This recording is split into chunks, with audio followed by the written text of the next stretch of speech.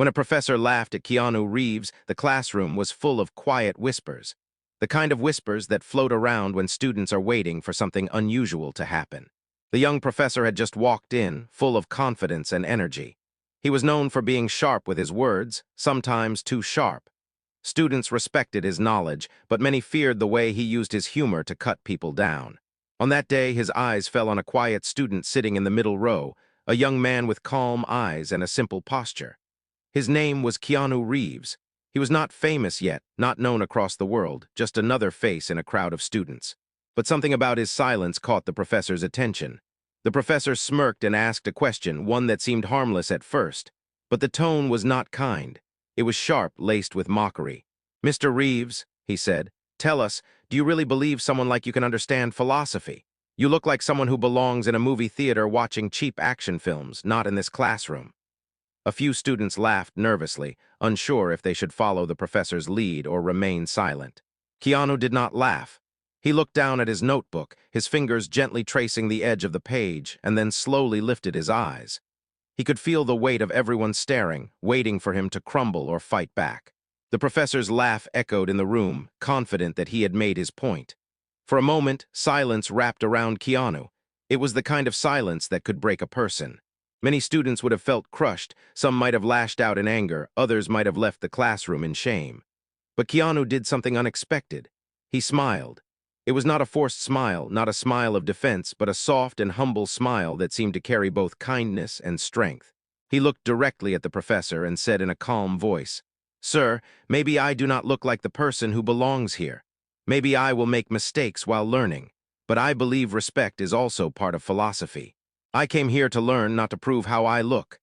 His words were simple, yet they carried a weight that filled the room. The laughter died instantly. The professor's expression changed just slightly, as if he had not expected such a reply. Students looked at each other, their eyes wide with surprise. The moment hung in the air like a delicate thread, ready to break or transform into something unforgettable. Keanu's words did not accuse, they did not insult, they did not challenge with anger. Instead, they disarmed with humility. In that one answer, he showed that true strength was not in shouting back or proving others wrong, but in holding on to dignity when someone tried to take it away. The classroom shifted that day. Students who had been ready to laugh now felt shame, and some even felt admiration. The professor, caught off guard, cleared his throat and moved on with the lecture, but the echo of Keanu's words stayed alive. People whispered about it after class, not because it was a fight, but because it was not. It was a moment of grace, a moment when humility became stronger than pride. And in that silence, Keanu Reeves began to teach everyone something the professor had forgotten. That kindness, even when faced with ridicule, could turn the hearts of those who were watching. As Keanu walked out of class that day, he carried no anger. He walked slowly, almost peacefully, as if the incident had not wounded him at all. But deep inside, he knew something had shifted. This was not just about philosophy or about winning an argument. It was about life itself. He understood that every insult was a test, every laugh at his expense was a chance to show who he really was. He knew the world could be unkind, but he also knew he could choose how to respond. And that choice would always define him more than any words spoken against him. That moment in the classroom was only the beginning. Keanu's journey would not be easy, and the professor's laugh would not be the last time he faced disrespect. But the way he responded that day, with humility and strength, would become a lesson that others would carry long after the classroom lights were turned off. Whispers that would not fade after that day in the classroom, Keanu thought the moment would fade quickly. He believed people would forget the laughter, the professor's words, and his own reply. But the whispers stayed. Some students admired him, while others felt uneasy. They were not used to someone answering mockery with humility. Most people thought strength meant fighting back with sharper words. Keanu's way was different, and not everyone understood it. In the cafeteria the next afternoon, two students sat at a nearby table, speaking just loud enough for him to hear. "He thinks he's wise now," one of them muttered, "just because he said something that shut the professor up." Another laughed softly. "He doesn't belong here, he's not like us." Their voices carried the same edge the professor's laughter had carried. Keanu heard them, but he kept eating quietly, as if the food in front of him mattered more than the sting in their words. Still, deep inside, he felt a small ache. It was not anger, but something heavier, an awareness that people could be cruel even when there was no reason. Later that evening, when he walked across the campus, he noticed the way people looked at him. Some eyes carried respect, others carried judgment. One student stopped him and said quietly, "I don't know how you did it. I would have broken down if the professor said that to me." Keanu smiled and answered gently, "Sometimes silence breaks you, sometimes it builds you. It depends on how you carry it." The student nodded, unsure how to respond, but walked away with those words echoing in his mind.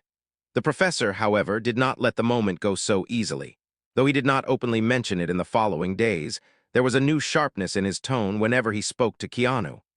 He would call on him more often, ask him difficult questions, sometimes twist his words so they sounded foolish to others. It was a subtle test, a way of proving that the classroom still belonged to the professor's authority. And every time, Keanu remained steady. He answered with calm honesty, even when he was not sure of the answer. When he was wrong, he admitted it without shame. When he was right, he explained without pride. This quiet balance unsettled the professor more than defiance ever could. But outside the classroom, the pressure grew heavier. Students began creating their own stories. Some said Keanu was trying to act holy, as if he thought he was above everyone else. Others said he was weak, hiding behind kindness because he was too afraid to fight. Rumors spread like wildfire in the dorm halls and study groups. Every whisper was another weight added to his shoulders. Yet Keanu carried those weights in silence, like stones in a bag he refused to put down. One evening, as he sat alone on a bench under a dim street lamp, a close friend joined him. Her name was Anna, one of the few people who saw beyond the whispers. She looked at him carefully and said, "You don't have to keep taking this. People are twisting your kindness into weakness. Why don't you defend yourself? Why don't you give them a reason to stop?"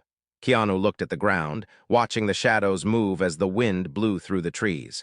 After a long pause, he said, "If I fight their way, I become what they are. If I stay my way, maybe they learn something different." Anna sighed. "But what if they never learn?" He looked up at her, his eyes calm but steady. "Then I will still know who I am." His words were quiet, but Anna felt the truth in them. She leaned back against the bench, realizing that his strength was not in avoiding pain, but in carrying it without losing himself. Still, she worried. She knew the world was not gentle with people like him, and her worry was not misplaced.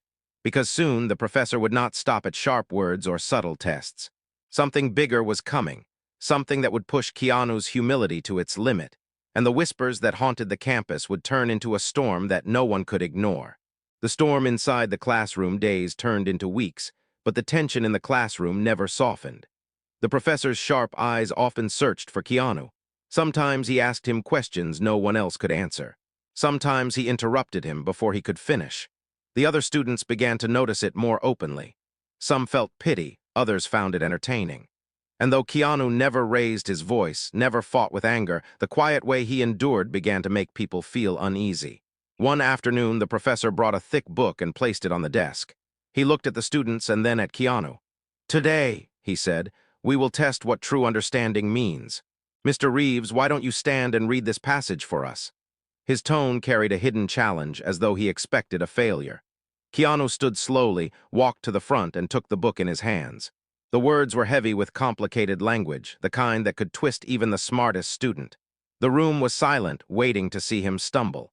Keanu began to read. His voice was steady, soft, but clear. He took his time with each word, making sure not to rush. Halfway through the passage, a few students began whispering again, but this time the professor did not stop them. He folded his arms and watched with a faint smile, as if he was waiting for a mistake to prove his point. Keanu reached the end of the passage, closed the book gently, and stood in silence. The professor leaned forward. "And what does it mean, Mr. Reeves? Do you understand what you just read?" The question was sharp, the tone mocking. Keanu looked at the floor for a moment, then lifted his head. "Sir, I may not know all the meaning, but I know that learning is not shame. When I do not understand, I can ask, I can try again, I can keep searching. Maybe that is the real meaning, that we are always learning, even when we feel small." For a moment, silence filled the air. A few students shifted in their seats. The professor's smile tightened, almost like a crack in glass. He was not expecting humility to be turned into strength once again. Instead of answering, he closed the book and said coldly, "Sit down, Mr. Reeves." After class, the whispers grew louder than ever. Some students laughed, saying he had admitted he did not understand. Others felt moved, though they tried to hide it. Anna walked beside him as he left the room. She whispered, You're changing something here even if you don't see it yet. They don't know how to handle someone who refuses to play their game. Keanu smiled faintly. Then maybe the lesson is not only for me. But that night, the storm inside him finally stirred. Alone in his small room, he sat by the window watching the rain. The laughter of the professor replayed in his head. The whispers of the students echoed in the silence. He closed his eyes and asked himself a question he had not spoken aloud. How long can I carry this? He was strong, yes, but he was still human. Pain touched his heart and doubt tried to grow. He wondered if staying quiet meant losing himself, or if it was the only way to keep himself whole. As the rain tapped against the glass, Keanu whispered into the night, "If the world laughs, I will still walk. If the world doubts, I will still try. But please let me not lose kindness." Those words stayed in the room like a prayer, fragile yet unbroken. What Keanu did not know was that someone had been listening more closely than anyone else. One of the professor's senior colleagues had passed by that classroom earlier and had seen everything. His name was Dr. Samuels, a man respected for his wisdom and fairness. He had watched the way Keanu stood against ridicule without hate, and though he said nothing then, he carried that image with him. In the coming days, Dr. Samuels would step forward in a way that would change everything. The ally in the shadows the next morning, the classroom felt heavier than usual.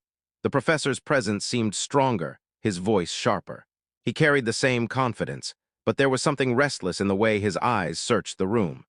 He called on Keanu again, this time not to read, but to answer a question that even the best students struggled with. The words twisted with complexity, the kind of question meant to embarrass more than to teach. Keanu listened carefully, then paused. Instead of rushing into an answer, he looked thoughtful. He said softly, "I do not know the answer, sir, but I will try to learn it. And I am not ashamed of not knowing today, because tomorrow can always bring more understanding." His words were simple, but they struck something deep. A few students lowered their eyes, ashamed of how they had laughed before. Others shifted uncomfortably, unsure if they should admire him or mock him again. The professor's face tightened. He expected failure, but not dignity in failure. His voice grew louder. "So you admit you do not understand. Perhaps this place is not meant for you." A few students gasped at the bluntness. It was no longer just mockery, it was an attack on his right to be there. Keanu did not flinch. He stood straighter and replied, "Maybe I do not belong in your eyes, but I came here to learn, and as long as I keep learning, I believe I belong." The classroom grew silent again. From the back of the room, Dr. Samuels, the senior professor, had quietly entered. He had heard enough. When the younger professor turned to continue, Dr. Samuels raised his voice gently. "That is enough." Every head in the room turned. The younger professor froze. Respect for Dr. Samuels was heavy in the air. He was known for his fairness and wisdom. He walked to the front, his steps slow, and looked at the class. Education is not a stage for pride. It is not a place to measure worth by how quickly someone answers. True education is about patience, humility, and the courage to admit when you do not know. In that courage, real wisdom begins. His voice carried power, but not anger. He turned toward Keanu and nodded softly. "You, young man, understand more than you realize. You may not know all the answers, but you already hold the spirit that makes answers worth finding." The room was heavy with silence. Students looked at Keanu with new eyes, and some felt their hearts move in ways they could not explain. The younger professor tried to speak, but his voice faltered under the weight of Dr. Samuel's words. That night, Keanu walked across the campus under the faint glow of the streetlights. Anna joined him, her steps quick. "You see," she whispered, "someone finally saw what I have always seen. Your kindness is not weakness, it is strength." Keanu smiled faintly. "It is not my strength," he said. "It is only my choice. Anyone can make it." Anna shook her head. "Not everyone can carry it the way you do." But even as those words gave him comfort, Keanu knew this was not the end. Dr. Samuel's support had given him a shield, but it also created something new. The story was spreading across campus now. What had started as whispers was turning into open conversations. Some admired him deeply. Others resented the way he had turned their laughter into silence. The storm had not passed, it was only shifting. The weight of pride the days after Dr. Samuels spoke were different. Whispers turned into open debates. In the cafeteria, in the library, and even in the dorms, students began discussing what had happened. Some said Keanu had embarrassed the younger professor. Others said he had only been lucky that Dr. Samuels defended him. But many quietly admitted that there was something in his calm replies that they could not shake from their minds. The younger professor, however, was restless. His pride was bruised. In his eyes, Keanu's humility had been mistaken for wisdom, and the respect he once commanded now seemed weaker. Instead of reflecting, his heart hardened. He became more determined to prove that Keanu did not belong. He began preparing lessons with even sharper questions, crafted not to teach but to expose weakness. His tone grew colder and his challenges harsher. Keanu noticed the change. He felt the weight of being singled out, but he did not run from it. Each time he was questioned, he answered with the same calm voice. When he did not know, he admitted it. When he did know, he explained without pride. Some students began to see that this pattern was not weakness but courage. It takes courage, they realized, to admit you do not know in front of everyone. But not everyone admired him. A small group of students, loyal to the professor, began to taunt him outside the classroom. One evening, as Keanu left the library, they followed him. Their voices carried cruelty, mocking his clothes, his quietness, even his past. One of them pushed his notebook to the ground, pages scattering across the wet pavement. Anna, who was walking nearby, rushed forward to help him pick them up. Keanu bent down calmly, gathered the pages, and looked at the group. His eyes were not angry, only steady. "You can laugh at me," he said softly, "but do not laugh at learning. These pages are not pride, they are effort. Effort deserves respect even when the person is weak." His words carried no force, yet they struck like thunder. The group fell silent for a moment, then walked away, but their laughter was weaker than before. Anna looked at him with tears in her eyes. "Why don't you fight them? Why don't you tell them enough?" Keanu gave her a gentle smile. "Because if I fight them with anger, I will lose more than they can ever take from me. But if I stand calm, maybe they will see themselves." That night, Anna could not sleep. She thought about his words, about how he carried himself like a man walking through fire yet refusing to burn. And she realized something. Keanu was teaching them all without ever claiming to be a teacher. But the younger professor was not finished.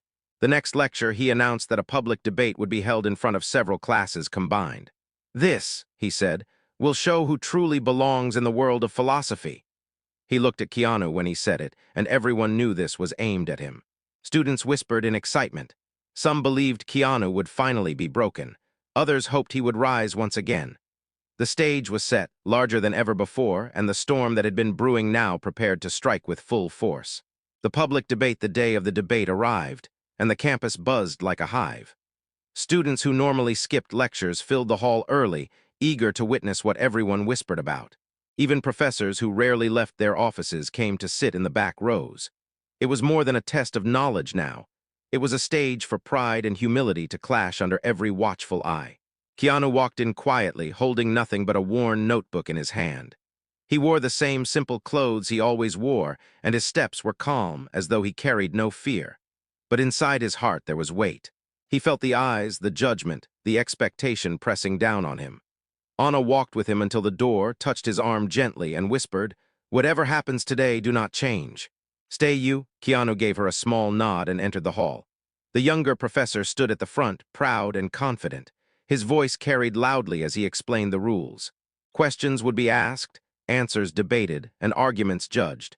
He made sure the audience understood that this was about strength of thought, but his eyes told a different truth. This was about crushing one student who dared to answer with humility. The first round began. The professor threw sharp questions, twisting philosophy into riddles. Keanu listened carefully, paused, and answered softly. Sometimes he admitted, "I do not know this yet, but I will learn." Sometimes he gave answers that carried not only knowledge but honesty, turning even complex ideas into simple truths. His calm voice contrasted with the professor's harsh tone, and the audience began to feel the difference. One student whispered to another, "He's not trying to win, he's trying to understand." Another replied, "And maybe that's why he is winning." Round after round, the professor pushed harder. His pride would not allow Keanu's calmness to shine. He raised his voice, mocked, twisted words, even laughed in front of everyone. "See, Mr. Reeves," he said at one point, "you do not even defend yourself with strength. Do you think the world respects weakness?" Keanu lifted his eyes, steady and clear. "Sir, the world may not respect weakness, but it will always respect truth, and truth does not need anger to defend it. Truth only needs patience." The hall fell silent. The professor's words hung in the air, but Keanu's reply pierced deeper. Dr. Samuels, sitting in the front row, leaned forward, his eyes shining with quiet pride. Then came the final question, the one meant to end it all. The professor leaned across the desk and asked, "Tell us, Mr. Reeves, what is the meaning of philosophy, and do not give me a child's answer. Give me something worthy of this hall." Keanu closed his eyes for a moment. He thought of the laughter, the whispers, the scattered pages of his notebook on wet pavement, Anna's words, and Dr. Samuel's support. He opened his eyes and said softly, but with strength, "Philosophy is not pride, it is not victory, it is not words used to make someone small. Philosophy is the search for wisdom, and wisdom begins with respect. If we forget respect, then all our knowledge is nothing but noise." The words echoed through the hall like a bell. No one spoke. Even the students who once mocked him lowered their eyes. The silence was not empty, it was heavy, full of realization. The professor tried to speak, but his voice cracked. He forced a laugh, but it sounded hollow. Dr. Samuel stood and said firmly, "That is enough. What this young man has spoken today is worth more than 1,000 debates. He has reminded us that knowledge without kindness is hollow, and pride without respect is weakness." The hall erupted in quiet applause, growing louder with each clap. Students who once laughed now clapped with respect. Anna's eyes filled with tears as she watched Keanu bow his head humbly, not soaking in the praise, but standing the same way he always did, calm, steady, and kind. But as the applause echoed, Keanu knew this moment was not about winning. It was about showing that humility could hold against pride, even under the brightest light. When the lesson lived on the days after the debate felt different across the campus. The story spread quickly, not just among students, but also among professors. People spoke about the young man who had faced ridicule and returned only kindness. Whispers that once carried mockery now carried respect. Students who once laughed behind his back now nodded when they passed him, some even stopping to say, "Your words stayed with me." Anna noticed the change most of all. She walked beside Keanu one afternoon, and she could see how people's eyes followed him, not with judgment now, but with quiet admiration. "Do you realize what you've done?" she asked softly. Keanu shook his head with a faint smile. "I have done nothing. I only answered the way my heart told me." Anna looked at him and whispered, "Sometimes the smallest answers carry the loudest lessons." The younger professor, however, was silent. He no longer mocked openly, but his pride had been struck deeply. Some students expected him to leave, but he stayed, quieter than before. Keanu never looked at him with anger, never spoke of revenge. In fact, when asked about him, Keanu always said, "He is also learning like all of us." Those words confused many, but they revealed something greater. That Keanu's kindness was not meant to win over applause, but to stay true to himself, even toward those who hurt him. One evening, Dr. Samuels invited Keanu to his office. The room was lined with old books and soft light from a desk lamp. The older man leaned forward and said, "You may not realize it, but you have given this campus a gift. People will forget many lectures, but they will not forget how you carried yourself." Keanu lowered his head humbly. "Sir, I only spoke what I believed." Dr. Samuels smiled. "And that is what makes it powerful.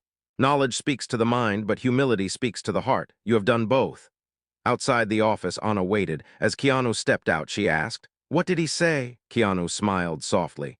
"He said humility can teach. But I think it is not me teaching, it is life itself. I only chose to listen." Anna's eyes glistened.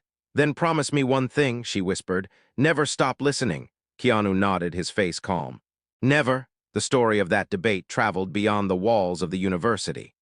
Students told it to their friends, professors repeated it in other classes, and slowly it became more than a memory. It became a lesson. People spoke of the student who faced laughter with kindness, and they remembered not just his words, but the way he stood with dignity. Years later, many of those students carried the memory with them. Some became teachers, some leaders, some parents. In moments of conflict, they recalled that quiet young man who had once said, "Wisdom begins with respect." And in their own way, they passed the lesson forward. Keanu himself carried no pride from it. To him, it was never a victory, only a reminder that the world would always test kindness, but true strength was not in winning arguments. True strength was in choosing humility when pride tried to pull you down. And so, the laughter of one professor became the seed of a story that touched every heart it reached. A moment of mockery had transformed into a timeless lesson, that even when the world laughs, respect and humility can turn silence into strength, and kindness can win every heart.